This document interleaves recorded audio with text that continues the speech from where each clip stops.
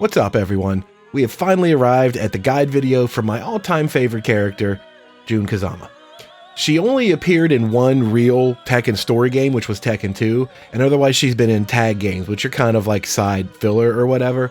But she's been one of the most important characters to the story for years and years. The saga of the Devil Gene throughout the Mishima family would have turned out very differently if Jun didn't have that like spiritual influence over her son Jin and keep him from, completely turning to the dark side or whatever you want to call it. So I think she's been a very important character. It's a shame she's not in every game, but she was in Tag 2, which wasn't that long ago, and I still enjoy playing. So this video is for that game, covers the whole character top to bottom like I always do. So if you find yourself interested in Jun, you could check this out and learn the basics. If she ever does appear in another game, hint hint, you would have a pretty good idea of how she works. Hopefully. More than likely, they would just change a few things here and there, and that's all you'd have to learn.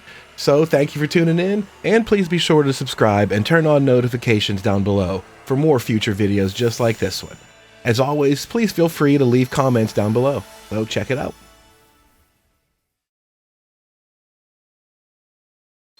So like always, I want to start with punishment. These are moves that you always want to have locked and loaded. One, because I think there's a lot of basic stuff in here that you can build other offense with.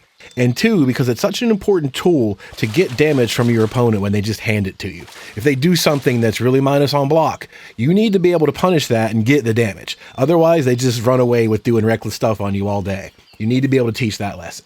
So I like having punishers ready to go in your memory for those two reasons, mostly. Starting off at 10 frames, you just have 1-2 jabs. 90% of characters can do this. 1-2, it's not special damage. You get frame advantage from it. It's your turn. The thing that's unique about Jun is she can access her stances out of this string. She has several strings that in the middle of she can press certain inputs to access her stances or sidestep and stuff like that. So this is actually really, really good. The fact that she can do that off a 10-frame jab, any basic punish lets her do that stuff is really, really versatile. It's not like unbeatable. There are ways out of everything in this game, but the fact that that's accessible so easily is nice. She also has a third hit that you're never really going to use, but it's there just to mess with people. So right away, you've got your 10-frame punish, your most basic tool, has got some ways to mess with people as this character. And that's what you're going to do a lot, is mess with people, keep it fresh, keep them guessing, but don't overextend yourself. 12 frames, her punisher is now 2-1. This is pretty decent. It's got the range that you would need for things that are a little bit further away than 10 frames. Damage is there, and it does have a third hit follow-up, which I kind of like sometimes. Once in a while, throw that out just to see if they're paying attention, but that's it. Not a super remarkable 12-frame punish otherwise. 14, we have back 4-2. This is kind of nice because it's hit confirmable. If you weren't quite sure if the move was 14 or whatever, you can throw it out, and as soon as you see the 4-hit connect, press 2, and it usually works. It's not like the longest interval ever, but you should have enough time. 15 she doesn't have. Kind of a weakness. Jun does not have a 15-frame launcher like most of the cast does, but at 16 she has her hop kick. Kind of an unconventional hop kick too. It's minus 13 on block, I think, like the rest, but it also causes the bound move right away, so you do end up with a shorter combo than you normally would too, because it uses up your mechanic. So a slightly weird hop kick. It's pretty decent. As far as your usage, it's not the best range ever, but it's pretty good. It's not one of those ones that like just whiffs through low profile opponents and stuff like that. Tends to work pretty good. However, in order for you to get the combo, you have to have both hits. So you can't do that. The second hit alone will not work. But if you're using it as a punishment tool, obviously they should be in range for that. No problems. So 16 frame launcher, she has up forward 4-3. And at 17 is forward 2. You're not going to get this on block punish very often, but it does exist. If Devil Jin did his cans, I think that's like minus 19. You could use this and launch them for it. It's a high class launcher, so you get more combo than you normally would. You can get a ton of damage off of this thing, but again, 17 frame startup is a little on the slow side. It does exist though. Things like Paul's Death Fist would be minus 17. You can straight up launch him for that. Gotta watch the range sometimes on weird moves like that, but for the most part, this move has the range to hit just about everything you want with it. Outside of that, it's a superior whiff punisher. If they come anywhere near your half of the screen and stop moving for an instant, you tag them. I wouldn't really bother with too much other than that. Have your jab strings ready to go, and your stance mix-ups. your beefy punisher, and your launcher. That's all you need.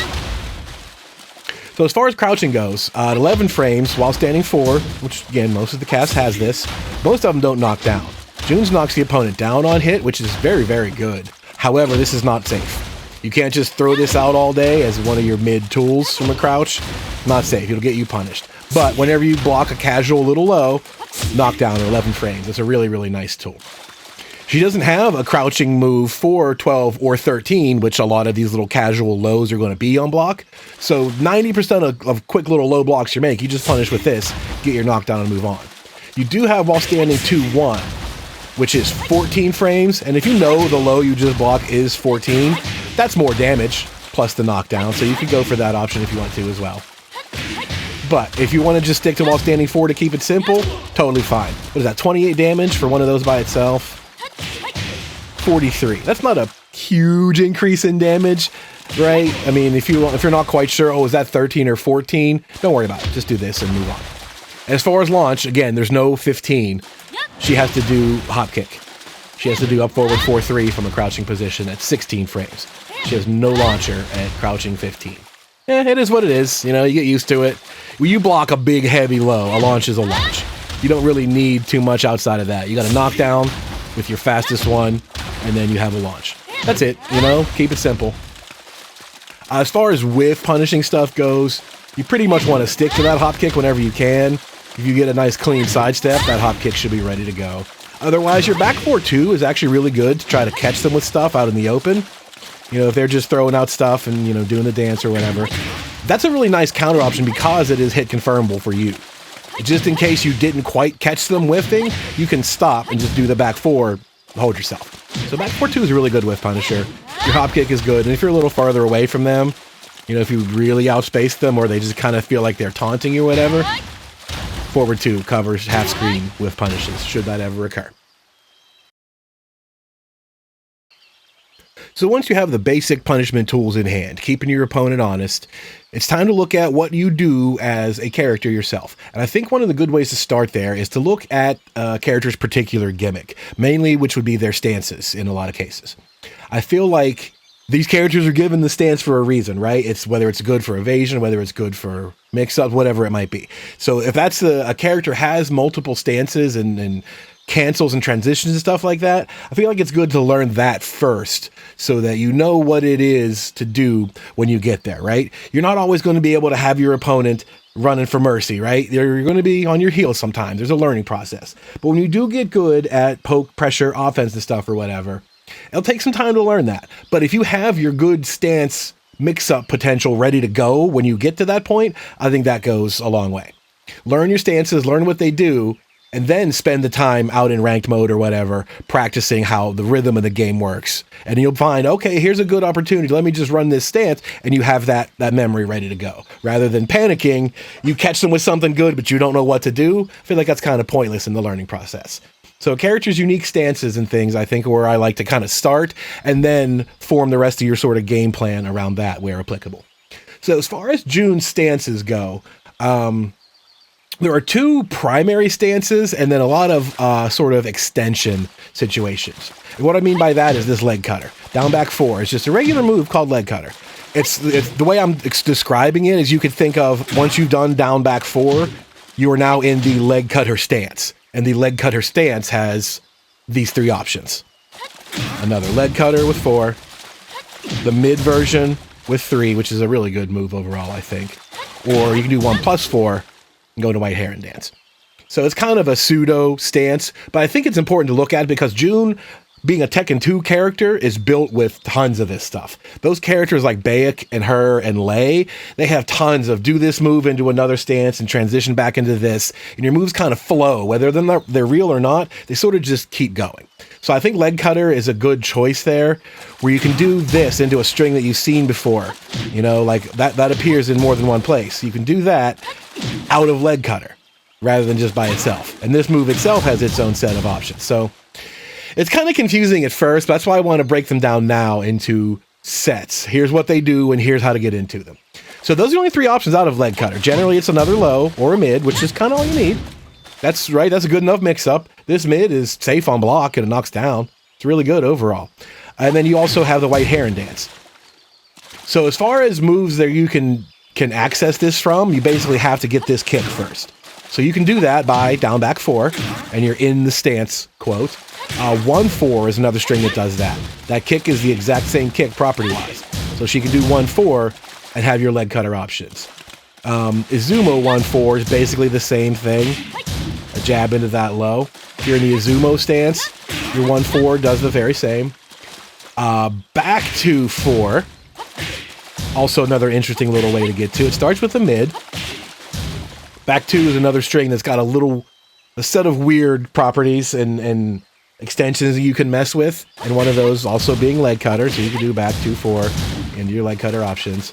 And back 3, the dragon wheel kick, lets you turn into a leg cutter. If this misses and they're coming at you, you can kind of throw that out to try to protect yourself. Again, same set of mix-ups result from that. Anytime you see this kick, there's 5 versions of that kick. They all result in the leg cutter stance, as we call it. I mentioned one of the other pseudo stances, the White Heron Dance, as I call it. I don't know what it's actually called. I think that's called the White Heron Dance or whatever, but I just refer to the first hit as that. 1+4. 1+4 does this. This little low, high, bang, bang, has tons of options built into it. So this White Heron Dance is what I call another pseudo stance. You have lots of stuff that comes out of it. So you do 1+4, 2. Another punch comes out. That punch is also a high. So if you're out here, they're going to duck this. If you happen to be close enough, that will jail them and you won't be able to duck at this point, right? You see how close I am? He's blocking the 1 and the 2 strike there. But if I'm far enough away like that and it doesn't make that close contact, he'll be able to duck that. So you got to be careful with the White Heron Dance. The middle of that stuff is all highs. But I digress. So when you do the White Heron Dance 2, that little jab leads you into some other options. So you're doing 1+4, 2-4, and you end with that mid kick. Or you can do 2 down 4, which ends in that low. Another mix-up built in there. Both pretty risky. The mid is unsafe on block. The low is unsafe on block.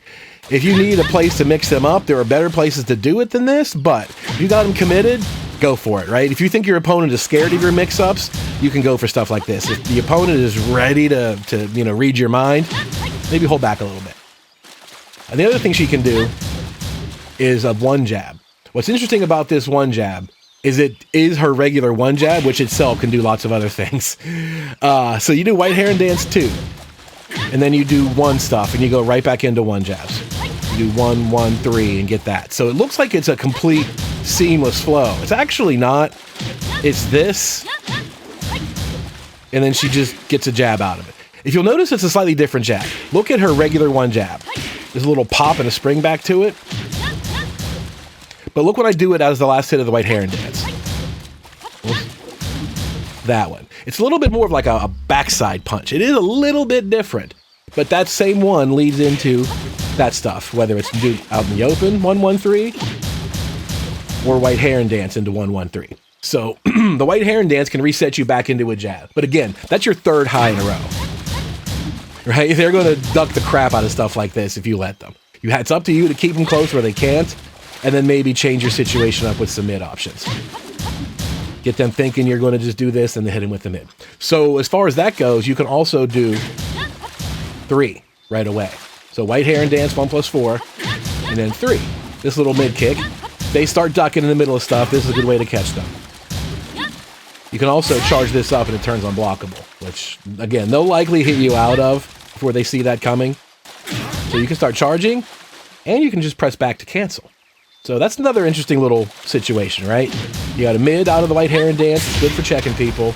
You can turn it unblockable, and then fake that out on him and go again, whatever it might be. The other things interesting about White Heron Dance is it itself can also go into the other stances, the other main stances like we talked about before. She has several strings, like we talked about 1-2 in the punish section.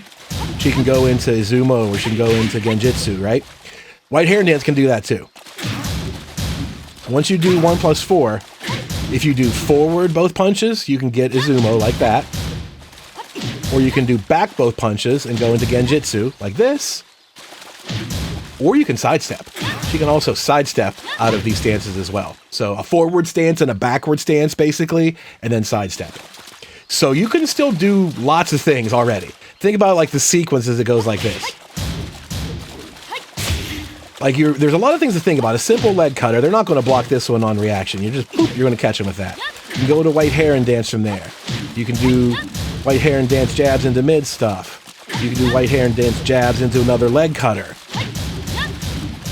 Right? Start with a leg cutter, White Heron Dance, back into another leg cutter, White Heron Dance. You know, that's a lot to deal with if you're not ready for it. So that's what I mean about the character. It has lots of ways to mess with your opponent, but do not overextend yourself. There are gaps. There are players that know you can duck at certain points and stuff like that. So be careful. That's a lot of gameplay experience, knowing whether or not a person can do that to you, that you kind of have to just figure out on your own.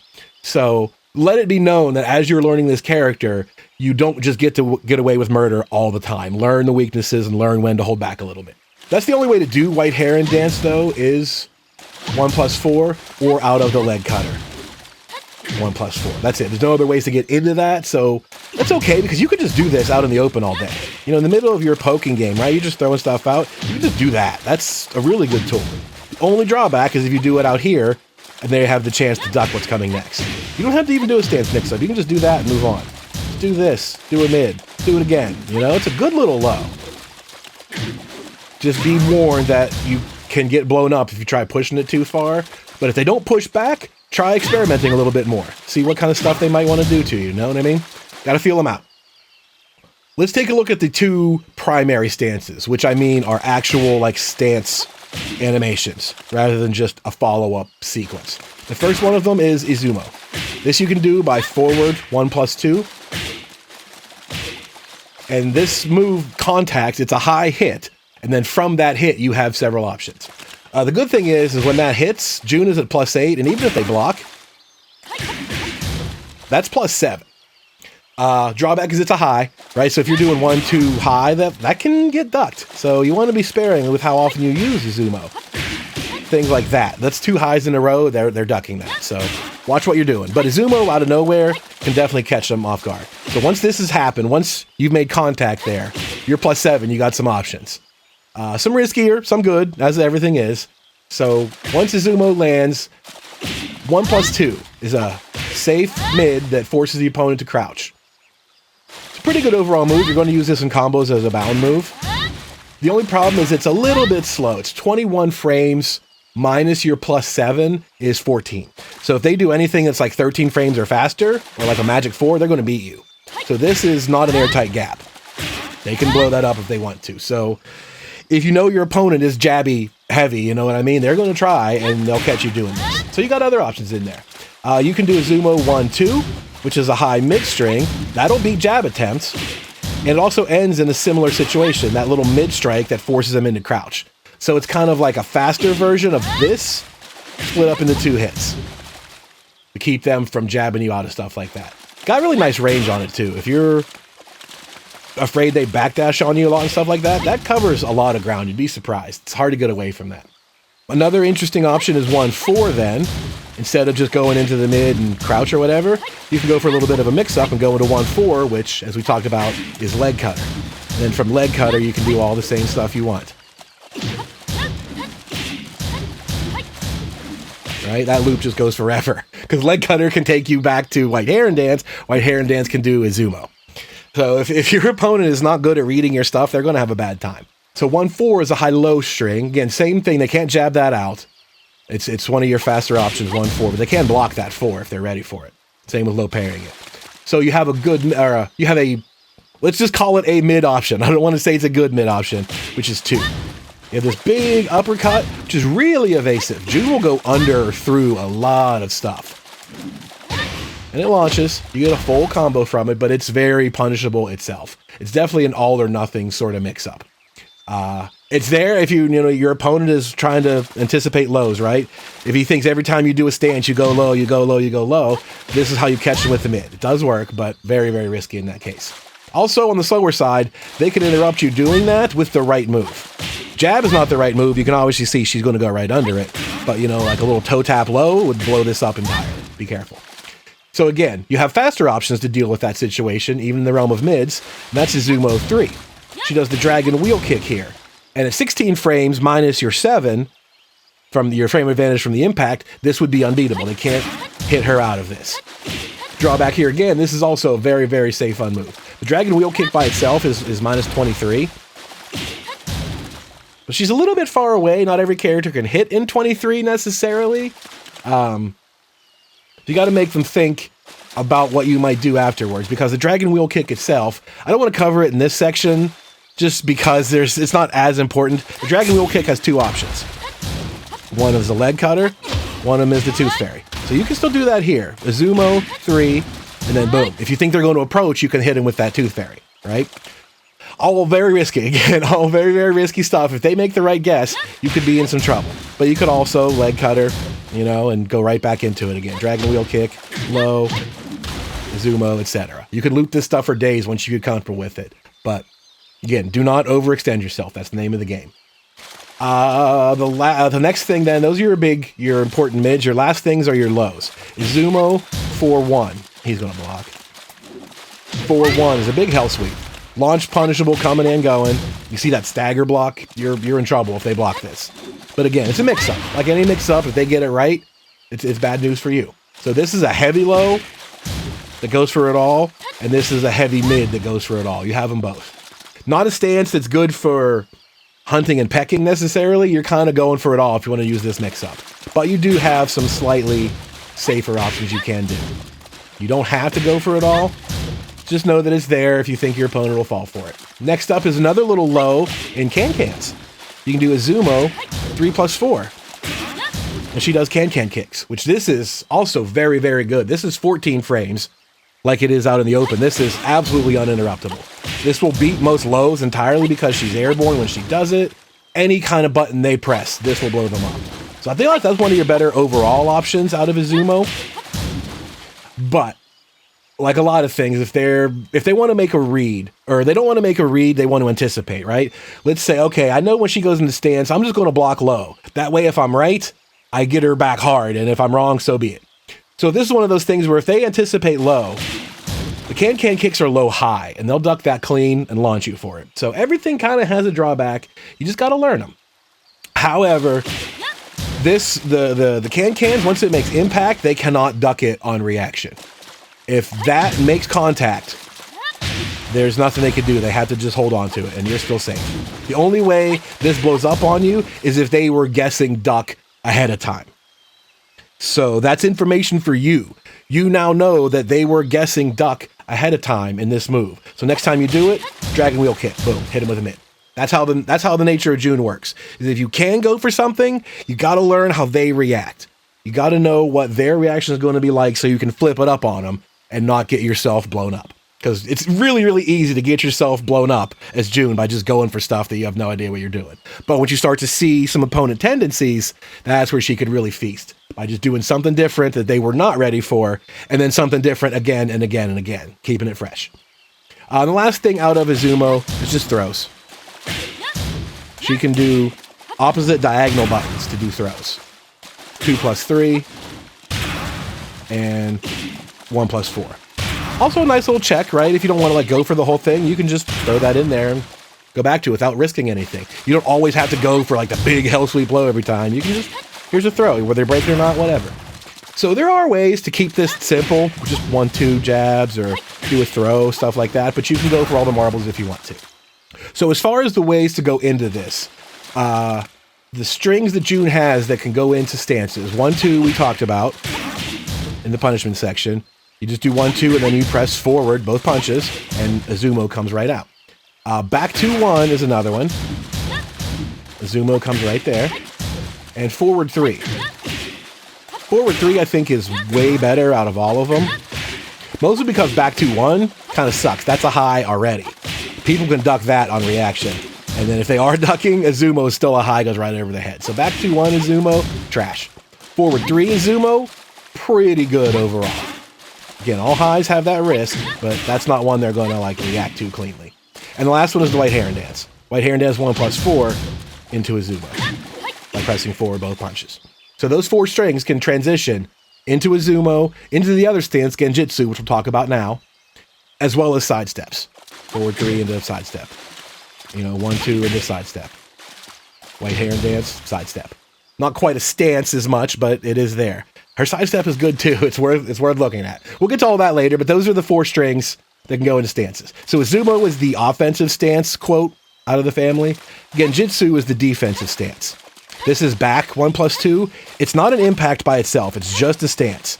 However, I think it auto parries lows, and it will automatically reverse throws. If they try to throw Jun, she'll flip them over and throw herself. You could correct me if I'm wrong on that. It's been a while, but I'm 99% sure that's how it works. Genjitsu automatically parries lows, and it reverses throws. So other than that, they can hit you. So if you're doing 1-2 stance like that, there's a gap in there. 1-2, gap, punch. So they could try to hit you there, but if they try to throw you or low, then that backfires. Genjitsu, it is not as complex. It's got a few things to look at. So Genjitsu 1 is a nice low that forces that little crumple. You get nice frame advantage and some damage out of it. But no counter hit properties or anything like that. It's just a low. Keep the mix-up honest. Genjitsu 2 is a mid that's safe on block. Always nice to have. If you have a mid-low mix-up and your mid is safe, always good stuff. You can do this over and over again. There's really nothing they can do about it. And then the next time you go for the low, that's what really kind of messes with it. So Genjitsu 2, the mid. Genjitsu 3 is this overhead kick, which is also very nice. This forces the opponent to crouch on hit or on block. On block, it's only -4 and forces them into crouch, which is also very good. This one as a counter hit also will pick them up for a whole combo. So not only is it a nice little mid tool that kind of, it's not plus on block, but it feels like it because of the crouch. Like every time they're forced into a crouch, there's only so many things they can do there. They feel a little trapped. So not only does it do that, if they challenge you, if they did, 1-2 Genjitsu there, and you did this move, you can get counter hit launches off it. So that's a really good tool overall. Genjitsu 3, counter hit launching, safe mid. The last one is 4. This big jumping high spin kick. This is plus on block. This, if they block it, +4 for Jun. Not to mention it beats lows because it's airborne and all that. But that's all it does. It's just going to be on simple knockdown. Pretty good though. That's a decent set all around. So it's not as risky as Izumo is, but you don't get as much from it. You just have a low and a mid. This low does some damage. This mid does some damage. You have this other mid that is a counter hit launcher. That's all you got. So that's enough though to just kind of keep them fresh. If you're just doing 1-2 stance stuff like this, if you're doing White Heron Dance, you have all kind of options. There's tons of ways to cycle back and forth through these, like we talked about. And if at any one point you go into Genjitsu, you have a nice simple mix-up on your hands, as well as a frame trap. That from there, you can just continue to do go right back into more jabs, do some more lows, into leg cutters, whatever you want. Once they're not reacting cleanly, you can do whatever you want. So Genjitsu is a little more defensively in that you have these auto parries, and it doesn't risk the whole farm. You're not going to take as much damage if they blow you up at this point. So that's the bulk of what I call stances. 2 proper stance animations, as well as the leg cutter extension family and the White Heron Dance extension family. The other 2 that I'll probably talk about in the playstyle section would be Whiplash combo. This 1-1-1 has lots of different stuff you could do there. And we talk about the Dragon Wheel kick, has 2 extensions. Those aren't worth covering as stances. You're not going to use them like that, but extensions do exist. So I think that's it for stances. An offensive one, a defensive one, and a nice low poke that leads into tons of options, which leads into stances, which leads into looping, stuff like that. So that's what you got to learn about this character, is what kind of cool stuff you can do to keep messing with your opponent, and then eventually you learn what cool stuff not to do because they keep blowing you up for it, or to just keep it used sparingly so they don't know that it's coming when it does. Now that you know the basic framework of Jun's stances and her mix-ups, and some of the stuff that you could do with them, let's talk about a general gameplay style that lets you use those most effectively, as well as learning how to get out of trouble if you do overextend yourself. Which I warned you, the very first thing, don't overextend yourself. That's lesson number 1, is don't just keep going for stuff willy-nilly, because a lot of times the risk rewards are not in your favor, and if they do make the right read, you're going to be playing from behind all day. But you do want to keep a little bit aggressive, and you want to keep things different. And Jun's got plenty of ways to keep doing different stuff. Do not get predictable. And then just don't be afraid to run away. You go at him with a poke and hit him with Izumo and just back off. right? You don't have to keep going. You can live another day, and then next time you do Izumo, you do something else, or you transition, blah, blah, blah, et cetera, et cetera. So there are lots of good mix-ups, and lots of good opponents will be able to stop a lot of them. A dick jab might beat this, or a sidestep might beat that, whatever it is. Just be unpredictable. Retreating is also the lesson number 2. Getting back out once they block or do anything. Just because, you know, you get blocked, usually it's their turn, right? If they block this, for example, you want to backdash. You don't keep going there. But if they did, you know, something like this, which is going to force them into crouch, maybe you can keep going, right? You have a little chance for their hesitation to try to pop them with another low or something like that. Otherwise, retreating is the answer. Jun is still really, really good at this mid-range. She's got a lot of stuff that's very effective. She just doesn't use the whole arsenal, right? 80% of the arsenal is for being up close and doing weird stuff like this. Back here, you're not using that stuff. You're using a select few tools that work really, really well to do what they do. So you have both defensive options if you want to hang out here and you want to wait for them to come at you. You have defensive tools like this. If you want to go in on them, you have offensive tools like that. You know, there's lots of stuff to do. So let's start with just the basic, simple, up-close poke tools that you might use. Chief among those, I think, are 1-2 jabs and forward 3. We mentioned these already because they both have the capability of going into your stances. You can do forward 3 into Genjitsu. You can do 1-2 jabs into sidestep. Your 4 primary stances can all be accessed out of a basic 1-2 jab or this nice forward 3 kick. Like, look at forward 3 Izumo. That's really quick. And if they block that, that's a +7 block, and they have to kind of hold your mix-up, which is sometimes just the beginning of the mix-up, you know, when you do stuff like this. There's a lot of stuff that can come out of a basic 1-2 jab or forward 3 poke. Even sidestep is a good stance. Sidestep into this 4, which is also massively plus on block. Really good stuff. You know, you did 1-2 jabs and sidestep. Oh, they whiff something? Bang. Knock them down. So 1-2 jabs, forward 3 are like some of your best opening tools. You're going to use them a lot. If you're right about here, forward 3 is an excellent way to get in and then try something. Get in, sidestep, and keep going, you know, get out of trouble, whatever you want to do. I mentioned 2-1 also in your 12-frame punishes. I just like this string. I think it's really good in general, just because of its range, its ease to hit. And if you're moving around on people, let's say you're doing your sidestep stuff and you want to sidestep, and you catch them all the way in the back.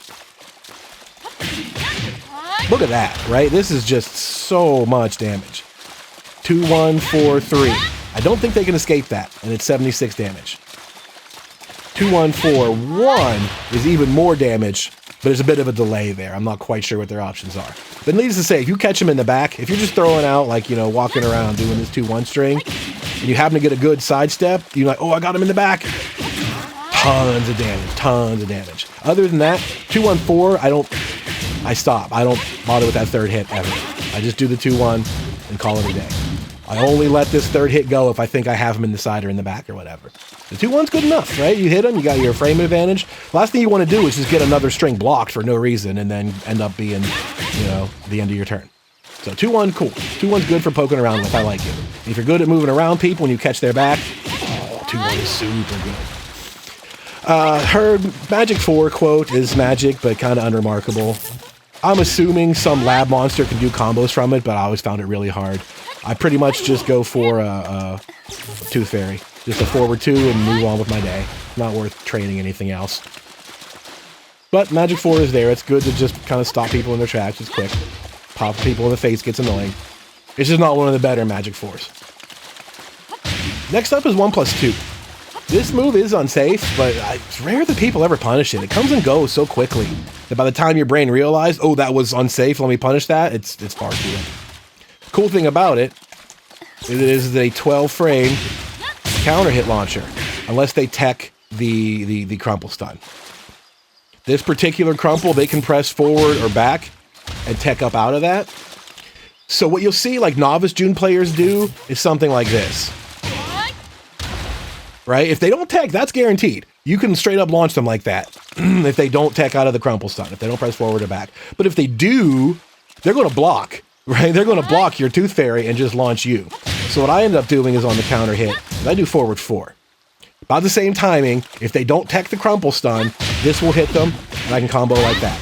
And if they do tech the stun, this move is like +1. So I'm going to have them in a nice little frame trap anyway, where I can do stuff to them from that point. So when you catch this 1+2 as a counter hit, I tend to go for forward 4 as my launcher. It's So this is a really good move. Despite the fact that it's unsafe, you're rarely going to get punished too bad for it, and you're going to catch tons of counter hits. And you're going to make them be aware that they need to tech that every time. It can be a slightly difficult combo sometimes. You do have to get used to that. But again, it's almost win-win for you. There's very few drawbacks to that situation. Those are some of your best up-close little poking tools. 1-2 jabs and forward 3. 2-1, especially if you sidestep. And then your 1+2 to just check them. 3+4 is also really good. This is a pretty fast startup. You're going to jump over all kinds of lows. Beats every low you want to, safe on block, knocks them down. Really good options, right? You can't really complain about that. A low crushing mid that's safe with knockdown, give me more of those. 3+4, you're going to use that a lot too, but also it's going to be one of those things that's linear. If your opponent is used to like just jab, sidestep stuff, you might want to be careful with that. And then again, that's a weakness that every, offensive mix-up character might have. A good sidestep can blow up a lot of their plans. So just be wary. We'll get to lateral movement in a little bit, but 3+4 as far as your up-close tools, pretty good. Down forward 1-1, a little more conventional usage mid. Second hit is not a natural combo, but it's still safe.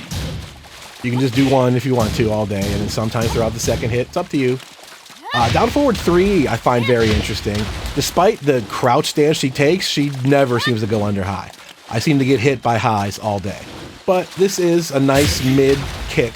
One of the few moves she has in mid that wall splats. You'd be surprised how many moves that she has that wall splats that are, unsafe or whatever. This is a good one. So it's not the fastest thing in neutral, but it's good enough for like right about here. You're poking. Might want to catch him with one of those. It's a good mid to use and one of the better wall splat moves. So if you're closer to a wall, that move becomes that much more viable. And down forward 4 is another generic little mid kick to keep in your arsenal. Down forward 1, down forward 4, pretty overall generic mid pokes. You could use those like you would anybody else. And just throw them in with everything else that's unique, like the extension of down forward 1-1, stuff like that. Right away, there's 20 moves you can use here that are always effective and never the same thing again. Let's take a look at down back 1, down back 1-2, and down back 1-4. Down back 1-2 is a natural combo. Not really confirmable, but there's a bit of delay sometimes.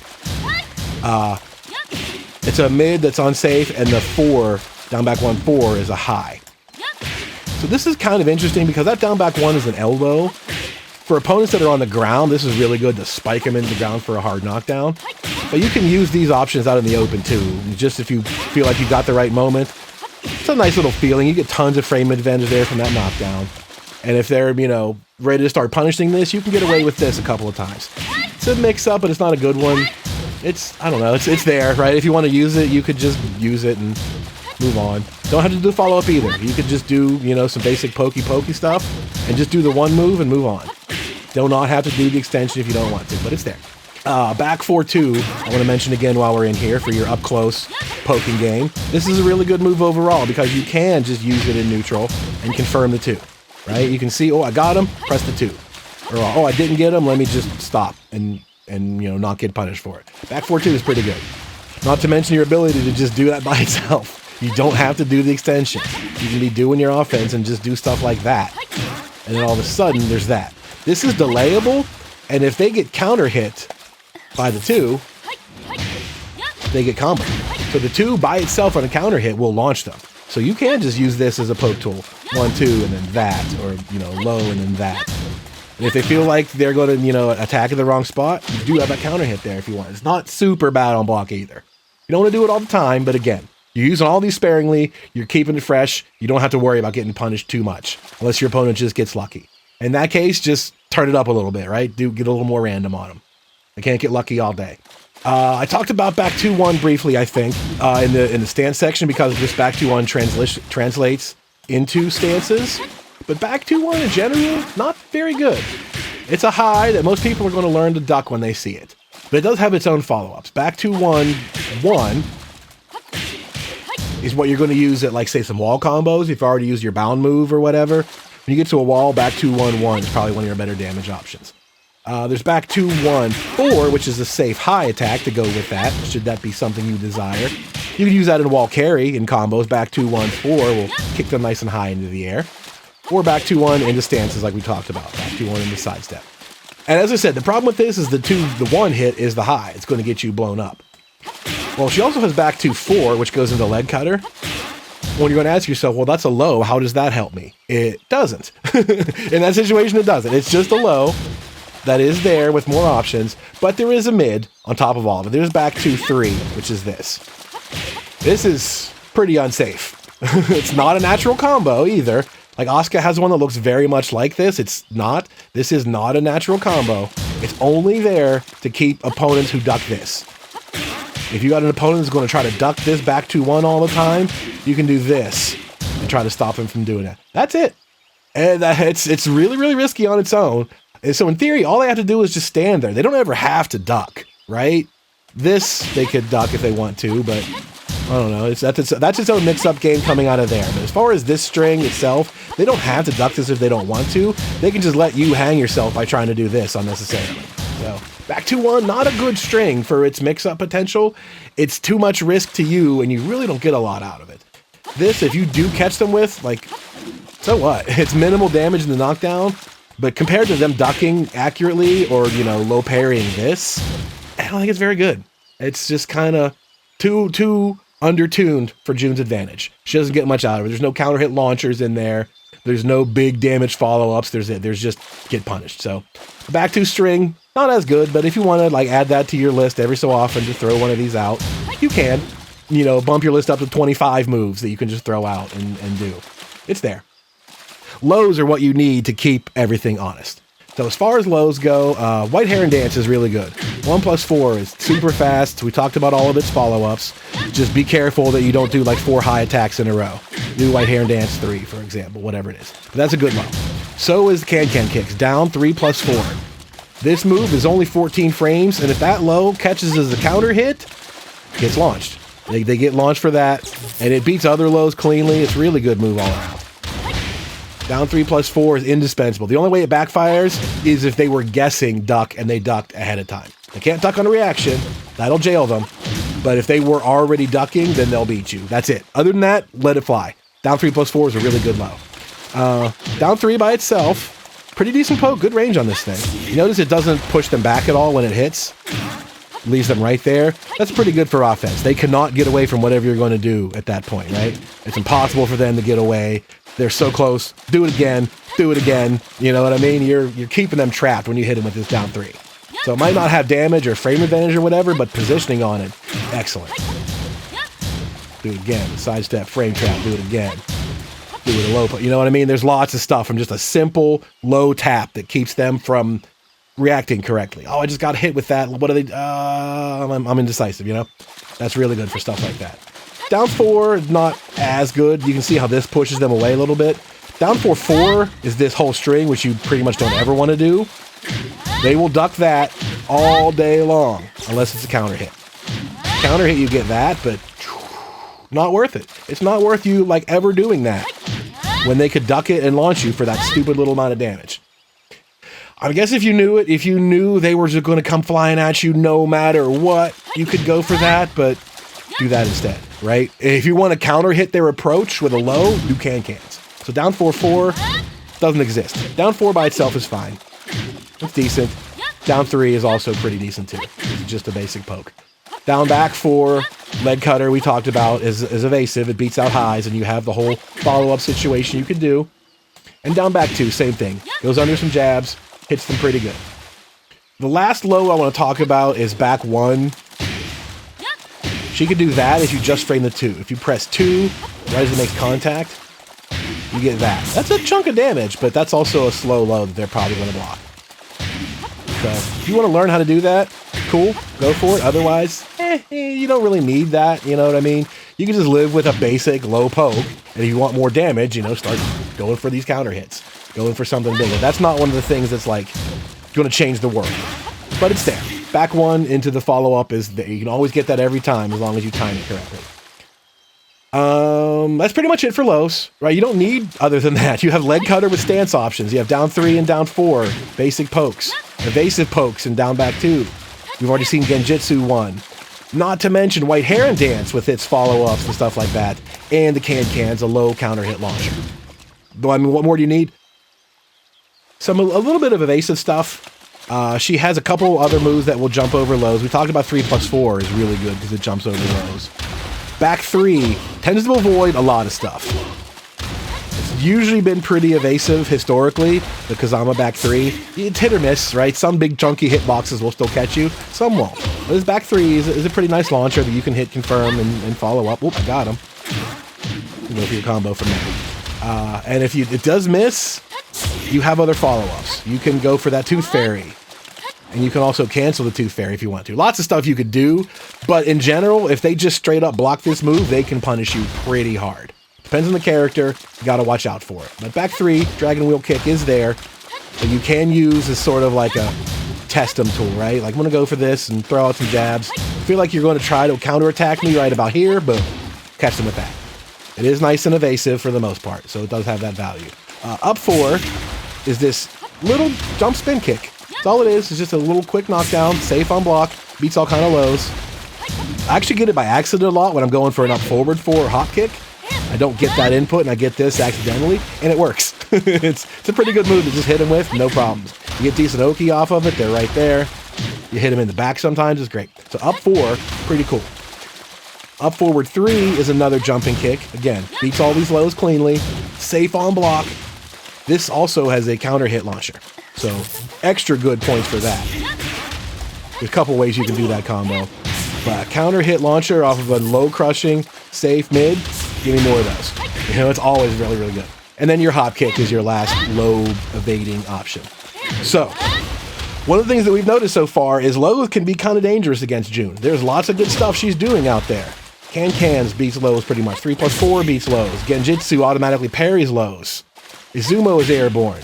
Izumo cans beats lows, you know? There's a lot of dangerous ways for her to avoid counter poking lows. If there's going to like down for you all day, you've got some stuff that does a really good job of beating that. It keeps you safe as well. Some of these options are really safe and just perfect if you think that's your opponent's kind of play style. Let's talk about what you do from crouch, which is almost kind of like a stance in and of itself. We talked about how your while standing 4 does knock down 11 frames. Excellent, but it is unsafe. So you don't want to always do that. It is there. It's there to do it as a punishment mainly, but if you're in full crouch, you could get a lot more out of it. Like if for that to hit them, they had to have been blocking low, right? There's no reason for them to just get hit by this mid unless they were blocking low. So there is plenty of mix-up stuff to go with in here. You have while standing 2-1, which we talked about in Punishers. Also dangerous because it ends in a high. They'll just straight up duck that on you. Don't want to do that. While standing 3 is a launcher. Pretty risky. There's a ton of recovery involved in that. While standing 4 is a high mid string that has its own level of mix-up built into it. You can go low again, or you can go high, or you can go mid. So there's that. There's a couple of different things that you could do. But the ones that are really the most important, in my opinion, are full crouching down forward 2. If you press down forward 2 from a crouch state, you get this. It doesn't look like it's anything remarkable on its own, but a counter hit, Jun gets a whole combo from that by just doing hop kick. That knockdown stun state that they're in, that's like 16 frames long, 17 frames long, whatever it might be. Long enough for Jun to just do hop kick and bound. Get a combo straight up, easy as pie. And the risk is minimal off of this low, like so what? If they block your low, good for them. So I think that's your most important crouching situation, is that the threat of that low on counter hit, followed up by while standing 1+2. While standing 1+2 is this mid elbow. Look at the silly amount of range this covers. Look at that. Well, practically the whole screen she comes with that, and it's safe on block. Cool thing is, she can cancel that again. She can keep canceling that back into crouch. It's like, okay, well, here's the mid coming. Nope, there's the low. Here's the mid. Nope, here's the low. You know, like there's a lot of stuff you can do with that. The fact that this is safe, mid, and counter hit from that gets you that whole combo. Just a nasty amount of damage. Oh, that was 116 solo from catching that one counter hit. So that's your full crouch situation in a nutshell. Is while standing 1+2. It's not the fastest option there. They could theoretically hit you out of this, but you want to make them scared of your full crouch because that counter hit is very fast. Ways you can get into full crouch. This kick out of the whiplash combo. This low that people are going to block all day, you can cancel that low by just holding down back, and then you're in your full crouch state from there. So the canceled down 4 out of whiplash can do that. Forward 2 tooth fairy. If you cancel that, she goes into crouch. Just press down. Boop. Same with the while standing 1+2. You just press down again and she'll cancel that into crouch. Down 2, this little elbow smack that leaves Jun crouching. What else you got? You can do leg cutter. Leg cutter doesn't technically leave you crouching, but you can hold down and it will. So that's another option too. You don't have to just stick to your basic leg cutter options. You can hold down and stay crouching there. Down back 2. Down back 2 is a low hit, leaves Jun crouching. And Genjitsu 1 also leaves her crouching. So keep those in mind, right? Those are the moves that are really good all on their own. I think every one of those moves I listed is good. Down 2 is a counter hit launcher. You know, canceling this low is very tricky. Canceling forward 2 is really good for movement. Kind of risky by just flying at them and doing nothing sometimes, but you're going to get good at keeping them guessing, so that counts. Good low and down back 2. Another good low in Genjitsu. These are all good attacks that leave you crouching. And once you're there, you have a pretty hard mix-up. This counter hit and this counter hit are super dangerous. So that's your arsenal. That's your basic poking attack arsenal. Your strings that transition into your stances are very good. Your 1+2 mids, your forward 3 mids, back 4-2 are all really good. Generic stuff, down forward 1 and down forward 4 are good. Evasive stuff, a lot of low evading things, up 4, up forward 3, safe counter hit moves in there. Full crouch game, got some good dangerous counter hit lows in it. This while standing 1+2 that covers the whole screen, cancelable. This low that's cancelable, all kinds of stuff in there. You just got to learn when and where to use them. That's really all it is. Start a little bit at a time. Take a look at the Google Doc and say, okay, I want to focus this next match on just using my 1-2 pokes and my stance transitions. I want to just focus on fishing for 1+2, right? And once you've got a good feel for that, then, okay, let me start doing, more up kick stuff, You don't have to learn all this at once. That's pretty much all you need. That's less than 30 moves that I think makes an entire character without even using the stance stuff. That's pretty much good. So having said that, some of the other stuff that you could do that's more of the advanced offense level are using the stances and the, quote, loop system that she has. They're technically not loops. They're just one thing that flows right into another very well. Just a Tekken 2-like phenomenon that she has, but they're kind of loopy. We talked about the 1-2 jabs and how good they are. 1-1 is also pretty good. You will note that's not a natural combo, but it is mid, so they're not going to be getting away from that. This is called Whiplash. You can do forward 1 by itself. One of the things that sucks is it's kind of hard to dash jab with her as a combo because she has a forward 1. So 1-1 or forward 1. That little back spinning punch thing she does, this is called Whiplash combo because there are several other things that she can do out of there. 1-1-4 can-cans. She can just do can-cans right out of that string. Same thing. Counter hit, launches, boom. If they ducked, you're going to lose. Sure. You can't live your life worried about people ducking can-cans, though. You have 1-1 down 4, which I talked about briefly. This is a much bigger low sweep. Really bad on block again. But you can cancel that by just holding down back and not have to commit. So you can go for it and then go for a mid like that. Or go for another low, right? Delay it and then go for that low. Kind of dangerous, right? They have to respect it. They have to get down and get ready to block that low in case you did it. By the time they realize you didn't do it and you're doing this counter hit, they'd have to be aware of it and super quick and proactive to stop you from doing stuff like that. And if they are, scratch that off your list, try something else. So that's Whiplash 4, get you can-cans, and down 4 gets you this little low thing. The other thing you can do is Whiplash 3. That little up kick mid is safe on block. Very nice. But look what else you can do. There's another jab there. There's like a weird hesitation in that. You can see there's a little pop, but you're basically doing the start over again. You can just do 1-1-3, 1-1-3. The frame data is a little bit different from that version of the jab. But as you can see, it's the same jab that you got out of like Izumo or other stances, like the White Heron jab, for example, it's that stance jab and not the real jab. The frame data is mostly the same, but it does function like a jab. So you can kind of just do this and go into the stand, go into anything you can do off a jab. Because remember, there's 1-2, there's 1-4. So you can do Whiplash 3, right?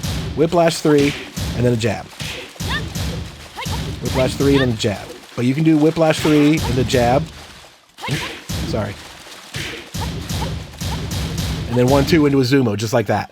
So the Whiplash 3 lets you kind of link yourself right back into another jab. That's all you can do. You can't do anything else dumb, like Whiplash 3 into a 4, but except go back into a jab. So it's kind of a loop in that is a uniquely animated way to start over. 1-1-3, 1-1-3, 1-1-3 can go forever. But every time you do that 3, you now have access to your jab string right out of it. It's duckable. Obviously, it's still a high. But it is a slightly weird way to kind of approach that stuff. So anytime you do Whiplash 3, you do technically loop back into your jabs. With some practice, you don't want to mash it out. It can be a little finicky, but you can do some dirty stuff by just keeping that going and going low or going mid or then sidestep, whatever it might be. So right away, a little pressure tool out of your 1-1-1 keeps them guessing. Something that we haven't really mentioned before, worth adding on to. Forward 4, I think, is one of her more important pressure strings because of plus on block. They're not going to be randomly ducking highs. They're going to do this, and that plus on block is really going to help you a lot of times. It's a pretty good tool to have. And if they do get hit by it, it is a launcher from a finicky end. So forward 4, really good. Use that a lot until they start ducking for whatever reason. Other than that, nice pressure tool. Forward 1+2 Izumo can be good too by itself. It's not ultra fast, but they're not likely going to just duck that either. And when it does make contact, you have a ton of frame advantage to do whatever you want to do. Stance, cancel, whatever from there. So Izumo by itself, actually kind of decent. Just be careful. What else do you want to pressure with? Down 2, pretty good. That's a nice little tool to catch them in a counter hit situation too. Because if it doesn't, even if they didn't bite yet and you just did the down 2, forces them into that crouch position and does kind of inhibit what they want to do. So whether or not you got your counter hit, you still get a little bit of, your offense left from it. Also because it leaves you in full crouch. So you get that little sub mix up from it too. Down 2, pretty good. Feels like it's plus, but it's not, just because of the way they have to sort of hesitate. And then, using your stances. Using your stances is the other way to really pour on the pressure and the mix-ups and stuff. We talked about stances in another section before, so I don't want to dwell on it too much here.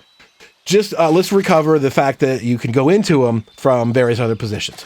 Sidestepping can also be used in your advanced offense. When we learned about stances, we learned that you could go, say, from jab strings into stance, like Izumo, or you could do jab strings into sidestep. This has 2 basic functions. If you're doing 1-2 jabs, and you think they're going to counterattack you, you can 1-2 sidestep, 1-2 sidestep. If they did something in there and it whiffed, right? If they tried to attack you and you sidestepped it cleanly, hit press 2. Sidestep 2 is a nice damage knockdown. So if that sidestep successfully baited a counterattack, boom, you get a free knockdown. Sidestep 2 is great. If it did not, if they're just standing there holding their ground during the sidestep, you can do sidestep 4, which is this kick that's a ton of plus frames on block. That move just drops on their head. Forces them to crouch, huge amount of block stuff. You can do pretty much anything you want out of this frame trap, including doing it again. You can just sidestep 4s on them all day. It's super annoying. So, when it comes to the sidestepping, you have 2 uses. Always remember those. And especially when it comes to pressure, you can use this sidestep 4. You can't use it enough, to be honest. You could do, all of your options, your White Heron Dance, and then do into sidestep 4. Do 1-2 into sidestep 4. It works great. You catch that one counter hit, and you get a whole combo from it. If you don't, tons of plus frames on block. So right away, a basic tool of the game, which is just sidestep, Jun can really make some advanced offense out of because she can do a jab string in its sidestep. And then that sidestep gives her an amazing frame trap that lets her just start all over again. All kinds of things you can do. Go low in the middle of the sequences, etc., etc. Use your loop stuff. Sidestep 4, fantastic. +5 on block, counter hit launcher, top 5 move, easily. So that's another way to run your offense. It doesn't always have to just be mid-low pressure mix-ups. You think they're going to attack you at a certain point, and you could set them up for that. We'll talk about counter hits in a little bit, but as far as just different things you could do to mess with them and keep their timing off and keep them from predicting you, sidestep tools are really, really good. We talked about stance in another section before, so I don't want to dwell on it too much here. Just let's recover the fact that you can go into them from various other positions. 1, 2 into stance, forward 3 into stance, back 2, 1 into stance, which is not a very good one, and White Heron Dance into stance. All the stances, Izumo and Genjitsu and both sidesteps are all accessible from those 4 strings. So remember those as always. 1, 2, and forward 3, those are the first moves we talked about, just for that purpose. And since I mentioned back 2, 1, I don't think is very good, skip that one, and all that leaves is the White Heron Dance. White Heron Dance you can do by itself, you can do it out of leg cutter, you can do this everywhere. You can do this move all the time, and that also gets you your stances. So, when it comes to Izumo, the one that's going to leave with the hit on hit, it's going to be +8, and on block, it's going to be +7. So you still get a good chance to mix up here, you just don't get everything for free. Your mids, your 1+2, is decent but interruptible. You have the jab string stuff, 1, 4, and then you have your mid launchers. 2 is a mid launcher, 3 is a mid launcher. So you got to think, do I want to go for it all and go for a hard 50-50 mix-up that's do or die, or do you want to just keep it simple? You can just do a jab and just stop if you want to. You don't really have to do anything from here if you want to kind of back out of it. And you have your low hell sweep, which if you want to go for it all, and you have can-cans, another low counter hit. So it's up to you to decide how your opponent is feeling that day. If you think they're going to try to jump, okay, here comes Izumo. I'm going to challenge them. I'm going to try to hit her out of it. You go for can-cans if you think they're going to be antsy. If you think they're going to just wait and bide their time, you can do this, and it'll frame trap them again, force them into crouch and make them think about something else. And if you think they're going to try to duck a lot, like, oh, she goes for lows all the time, let me just duck, you can do dragon wheel kick, etc. So think about it that way. Big mid, go for it all. Hell sweep is a big low that goes for it all. But if you want to mitigate the risk a little bit, you have 1+2 as a tinier little mid, and you have can-cans, which is a smaller little low that keeps you out of trouble for the most part, and also throws. Those will sort of keep you grounded. You don't get a lot out of it, but you also don't risk much. So the next time, once you see how they react, you can build up and then start going for some bigger stuff. If you want to use Izumo 30 times a match, you can. You can just do different stuff out of it every time. Don't do that hell sweep every time. Right? If they keep blocking this, obviously they're blocking low every time. Next time you want to hit them with that, for example. That's all it is. Genjitsu is not as broad. There's only a simpler set of options. You have a low and a mid. One's a low, two's a mid. They don't really do anything. There's no counter hit properties. 3 is a counter hit launcher. If they're going to challenge, you have that counter hit. 4 is a little frame trappy high, just like it's the same as your up forward 4, basically. That's it. I mean, you don't have to worry too much with these things other than the situation where you use it. Right? 1, 2, Genjitsu, low. There's a gap there. Obviously, they could probably hop kick right in the middle. So you gotta put that into your situation. Okay, they like hop kicking when I do stance stuff. Remember that. So next time you want to just do 1, 2 and then do nothing, block that hop kick. Stuff like that. So Genjitsu offers like a nice little tiny mix-up that you don't get a lot out of, but it is a legit mix-up on top of your defensive capabilities, the auto parry stuff that it has. So Genjitsu is actually pretty good to throw into offense sometimes because it'll keep them from, reacting the way they normally should. Let's say a lot of times the opponents want to duck jab. Anytime they see mix-ups and stances, they just start duck jab because duck jab beats like everything, right? Well, you just start doing Genjitsu in the middle of it, and that duck jab gets low parried. So you can do stuff like a defensive stance offensively and pressure too, just to keep them from doing certain reactions. Once you keep them from doing their gut reaction, you got them on the ropes. They're not going to think clearly. They're not going to be ready for what you do next. Next time you go for the big low sweep or whatever. And then change it up. That's all you got to do. Leg cutter's the same. You can kind of just do a leg cutter and stop. Or you can use your stance mix up. Go for this thing. This on hit will combo if you're at the right distance. You can do that down too and combo them right into the ground. So technically leg cutter has this safe mid launcher. You got to be at the right distance though. And hope they didn't sidestep. If they sidestep, you might be in trouble. But you can do 1, 2, 3 leg cutters, Then do that. But leg cutter into the White Heron Dance and all the stuff you can do from there is all really good. You can do that into Whiplash. You can do White Heron Dance 2-1 and the Whiplash stuff too. It's just endless. So those stances are pretty good at what they do, which is all or nothing mix-ups, right? You got 2 of each. You got some smaller mix-ups. And Izumo especially has some more balk kind of options, right? You can just sort of like back off and not do anything, like in terms of throws, right? That's like, oh, I'm not going to do a mix-up. Let me just go for a throw. Doesn't matter, right? Something nice and simple. You can back out without committing. So you got to learn those. You got to really know what it is that you can or can't do and get away with. But you really don't know that truly until the opponent shows you. So it definitely helps sometimes to just go for the big mid and see if they just stand there blocking. Okay, he was not scared of the hell sweep, right? You did this and they blocked it. That means he saw Izumo and he chose to stay blocking mid. Remember that. That's not just him doing nothing. That's him choosing to block mid. So now next time, maybe you go for the hell sweep right away. Maybe you don't. Maybe you just go for can-cans, right? And see, oh, he still didn't duck. He got hit by that. Okay, he's not going to, you know what I mean? That little train of thought. That's what you got to learn through experience. This is the list of stuff you can look at and refer to when you get more experience. How do I go to the next level? Refer back to the Google Doc and see, oh yeah, I could go for that, or I could go for this out of certain stances. That's what you got to pick up from. So the one thing that we really haven't talked about is sidestepping necessarily. Most mix-ups have a weakness. You could jab this out, or you could block this, or duck that, or whatever. And a lot of them can be sidestepped. Like Izumo itself, I think is a homing move. But from there, I don't think there is another homing move. Maybe the hell sweep. I don't know if that's homing or not. But let's say that Izumo, 90% of your options, they can beat by sidestepping. That's no good, right? If that's the case, if you have an opponent that's very sidestepping, they keep beating Izumo with sidestep, just forget Izumo exists. Try something else. Because Genjitsu, I think that's homing, right? You can start doing that. You won't be able to sidestep that. So now that game plan's gone. They can't do sidestep anymore because you keep doing this homing move. So homing moves are definitely worth having to keep opponents from doing that. Because sidestep is very powerful. All it takes is one good step and you've missed cleanly and you're in trouble. So having stuff that can kind of track them is one thing, but straight up homing moves is important. First among those is forward 4.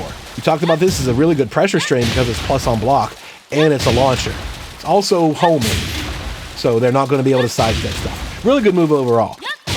The only problem is if you have someone starts ducking. And if you have someone starts ducking, I think you're ahead of the game. So keep that in mind. Forward 4 is great for everything. For pressure, for homing, for combos, you name it. Izumo itself, we mentioned just now, is also homing.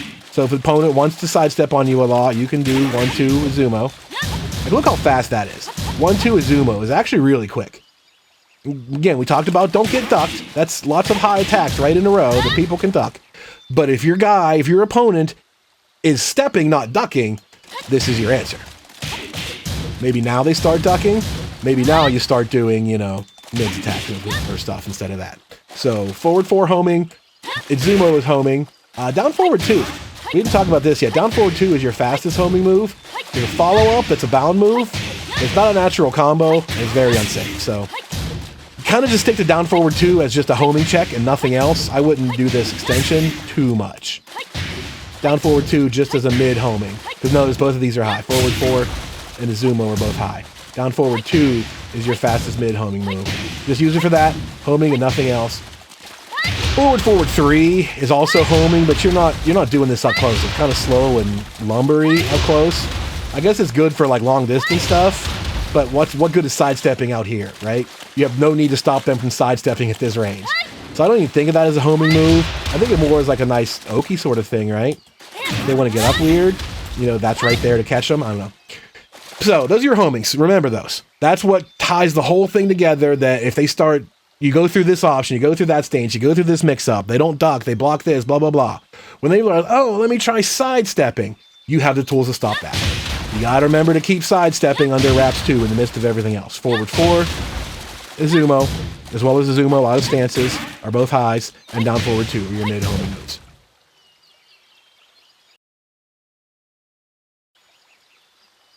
So that's pretty much your whole offense in a nutshell. Your stances, your mix-ups, your capabilities, how to push them into the corner, and how to defend yourself, how to mitigate what you're going for. So we've mentioned before in the beginning of this section how retreating is totally fine. Getting out of trouble is totally fine. Go for, 1-2 Genjitsu and then back off. You don't want to push it too far. On top of that, 2+3 is a punch parry. If they punch during this string, Jun kind of just grabs their hand and then kicks them in the head automatically. Works every time. Only punches though, no elbows, heads, and no kicks. Just a simple punch parry, but it's there. It's a decent move on its own. It's kind of slowish, but you can see how she throws her first hand up right there. That's your punch parry window. So you could use this as a punch parry if you think they're going to try, jabbing back. They're waiting for their turn to attack, and they're going to jab. Oh, you can go for that punch parry, sure. Or you can duck under the jab with the back one and stuff like we talked about.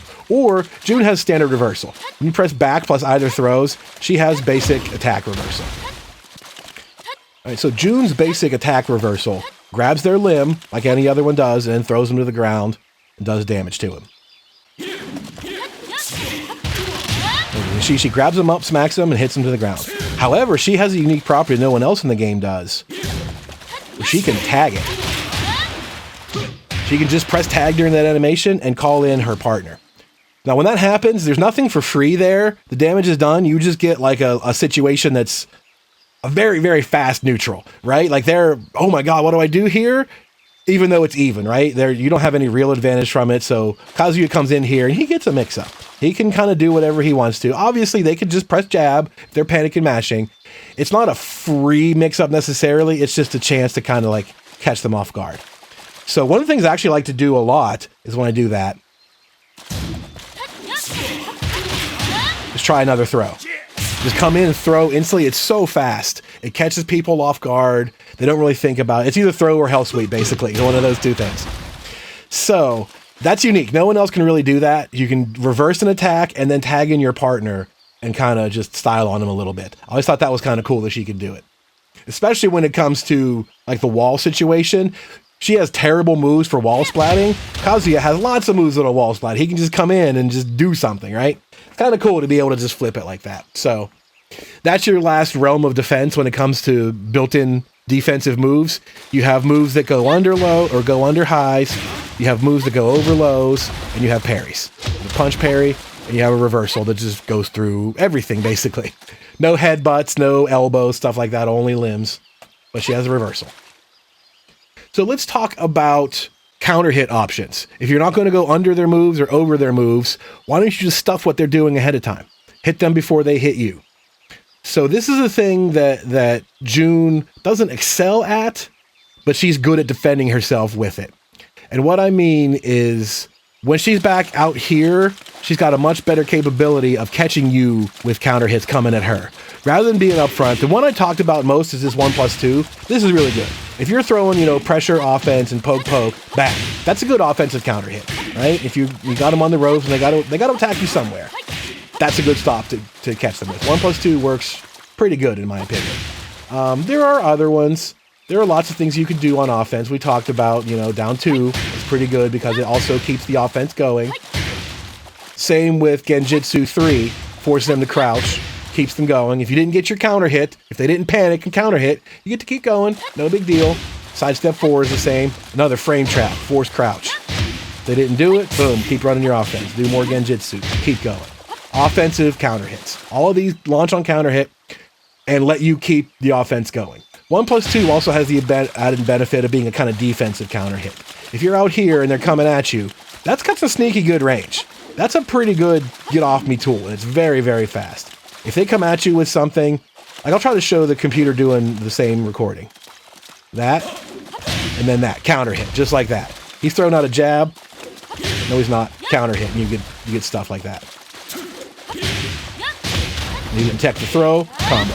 Or he didn't tech the stun, 99 damage combo. So that's a really good keep off me tool at even close to mid ranges. That works really good. Up forward 3 is the same at mid ranges. This is a defensive kind of counter hit. You can just stand your ground on here. Get away from me. Get away from me. It looks like it might be a very, very high kick, but it is in fact a mid.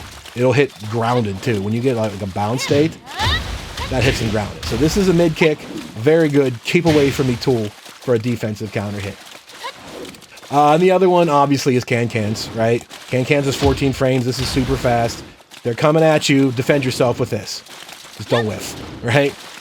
So I feel like those are really, really good at doing just that from your mid ranges. Defending yourself with counter hits. So when you're not on offense, when you're not poking them with stances and keeping them guessing, and you're retreating like we talked about, you want to get up, get some space, don't overextend yourself. You still need to be aware that that's a good opportunity for them to come at you. So when you're doing said things, remember that just once you got out of trouble, you're not out of trouble. Be ready to defend yourself with some of these counter hits or these evasive moves real quick, right? If they want to just run up and jab, you know, you got some ways to deal with that. You can basically go over, you can go under, you can go through them with reversals, or you can stop them short with counter hits. So 1+2 is really good. Cans is really good. Up forward 3 is really good from those middle ranges. So if they don't come at you, if they decide that's a good chance for them to take a breather too, okay, good, she stopped harassing me, let me catch my breath, think about what to do. That's an opportunity for you to go back in if you so choose. You have a lot of forward inputs that we haven't talked about yet that are pretty good for this. Forward 2-2 is not safe, it's a mid-mid. They can punish that. But forward 2-3 is also a natural combo that ends in a high. Some people I have seen duck this before, but I don't know why, right? Because, okay, sure, you duck this, you launch me. Hooray, good for you. I can do this, and it's going to hit you. Whereas if you just stand there and do nothing, it's a mid-high. Mid-high is not a real mix-up. You can just stand there, right? You don't have to do anything, and if I did the mid, you punish it. Rather than trying to punish the high and making yourself vulnerable to the mid, you know? But those are there. A lot of people will just stand there, and if they are just going to stand there, forward 2-3 is pretty good to just throw some stuff at them from long range and stay long range. Forward 3 we mentioned as a homing move, which I think is better as a range tool than it is a homing tool. Pretty good though, super good range. So if you are out here, that's a really nice tool to either keep them off of you or knock them down and then run in for your chance to start offense again. Forward 4 is very similar. This is not safe, this is an unsafe move, but it is a counter hit launcher. So it's another way to like keep them at the end of their range there without getting too close to you. But I feel like you're better off to just do that, right? If that's a mid that's safe and it has the same effect as this, I feel like that's better. You know what I mean? Forward 4 doesn't really get anything other than the range. Like, it's got pretty good range, you can see. It's got better range than this, but not by a lot. If they're coming at you offensively, then that range means very, very little. You know what I mean? They're approaching, and they're going to cover the half an inch difference between that and that all on their own. So I would just stick to that since it's safe. But forward 4 has nice range, counter hit launch. I just like the way it looks, to be honest, though. I think that's a really impactful kick. One of those things where like it really hurts when they get caught with it. You can feel the pain there. The last one is forward 1+2. This is not fast. It's relatively slow. It's kind of difficult to do a good combo from. You have to adjust it a little bit. It's a little weird of an animation just because of its animation. You can do stuff like that. But it's a safe mid, and it's a launcher. The launch is on normal hit. That's not a counter hit or anything. That little cinematic is a normal hit. So it's a safe mid launcher. It's just on the slow side. You need a little bit of range to do that. So you can sort of, you know, try to time that if you want to. There's nothing wrong with doing it. There's no risk. But I still think up forward 3 is better. Cans are probably better. Hell, 1+2 is almost as good for that. Other ways to get back in. Nothing fancy, right? You can kind of just close the distance little by little if you want to, but you can do some trickier stuff. Like most female characters have this backflip. You can do backflip and press 3 and do that. She'll do an instant running 3 out of it. So if you're out here, you're backdashing, you're keeping your space, you know, and they're going to come after you. You can do this and then boom. That's a pretty good tool, honestly. They're either so far away where that whiffs entirely, nothing changes, or they're close enough where they don't have time to react to that and step it or whatever. So that can be kind of tricky to, like, you know, get right back in on their face. If they do block it, it's going to be +7 or 8 or whatever running 3s are. So kind of interesting. While running 3 by itself, fine. It's a good move overall for Jun. It's just not anything remarkable. It's fine. You know, it works. It gets back in with frame advantage. Just watch the sidestep. But I think my favorite ways to get back in from a neutral game are either forward 2 and cancel it, or while standing 1+2 and cancel it. The latter being preferable. Like, this range is just unheard of. Canceling it, and you're right in their face with whatever it is you want to do. And if you happen to get that counter hit, good lord, the damage that results is unholy. So that's, I think, in my opinion, probably your best approach tool is that guy. just because it just catches them, right? They don't even come at you. You get right back on them. And you do have cancel options. That's probably the best one, in my opinion. Other than that, I feel like that's pretty much all you're going to do, right? You're going to mix them up. You're going to pressure them. You're going to do what you do up close. And if it's not working, or you've tried it, you made your move, just back off, play this mid-range game where you have some evasive stuff, right? You can do, you know, down back moves to try to poke at them and keep yourself safe. You can do some of these moves to poke at them and avoid lows, right? Keeping your distance. You don't want to be in their personal space just yet. You got stuff that can do that. Stuff that can keep them out of your personal space, and stuff that'll let you determine what personal space is. Let you come right back at them whenever you feel the time is necessary. So that's what you really have to master. Is one, the mix-up levels. What do I do? How do I make it confusing for them? What are my options? What works best? What doesn't work? Number two is how to then reset that situation. How to get back out of trouble and start over. And number three is how to get all the way out and just take that breather. How to play it mid-range. And again, mid-range is also very good. And the last thing that's mid-rangey is this whiff punish, right? One of the first things we talked about, if they happen to stop in your half of the screen, you own them. This is your half. Do not let them in it. Don't let them just run into your half and start doing stuff. Hit them with that. So long range, mid-range is also very good. So you gotta learn those 3 steps. Offense, transition, defense. You know, just kind of like any other pro sports team, right? That's all they do. Offensive zones, defensive zones, and moving in between the two. That's kind of how it works. So I think that covers everything that's worth knowing. Honestly, that's 90% of her move list. I know it took an hour to go over it, but that's it. That's all you need to learn. The Google Doc is there. It's broken up into these sections. It talks about stuff in the exact same order. It's like, oh, what was he talking about when we were doing the crouch section? Crouch section is right there. Feel free to refer to that and just learn a little bit at a time. But that will do it. That's kind of all you need to know to get started. And that's all you need to know to get a little bit better too. This is a fairly intermediate guide, I want to say. There's a lot of stuff in here that beginning players are not going to understand, which is totally fine.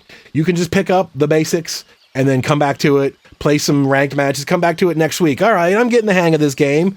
What else is there, right? And that's what this is for. There's timestamps, there's chapters, there's the Google Doc. You can look up whatever you need. Let's say you completely forgot Genjitsu even existed for a week. Oh yeah, she can do that. Well, now you're ready. Go back in, look up Genjitsu, add another tool to your toolkit. So that's it. Once you learn the basics, once you learn the rhythm of the character, and then once you learn the complexities of the character, I think you're good.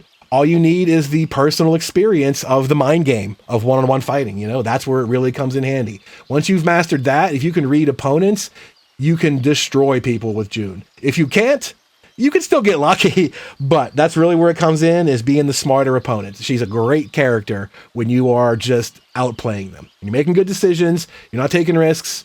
You're doing things the right way. Jun's an excellent character. So hopefully this helps you get to that point. If you have any other questions, feel free to comment down below or let me know if there's anything that I missed. If you find, oh, I can't figure this out, what's wrong? Maybe I can help you with that. So along your way, feel free to ask me whatever comes to your mind. I'll be around somewhere. But I will see you the next time. Thanks for tuning in. Please like and subscribe down below, and I'll see you there. Later.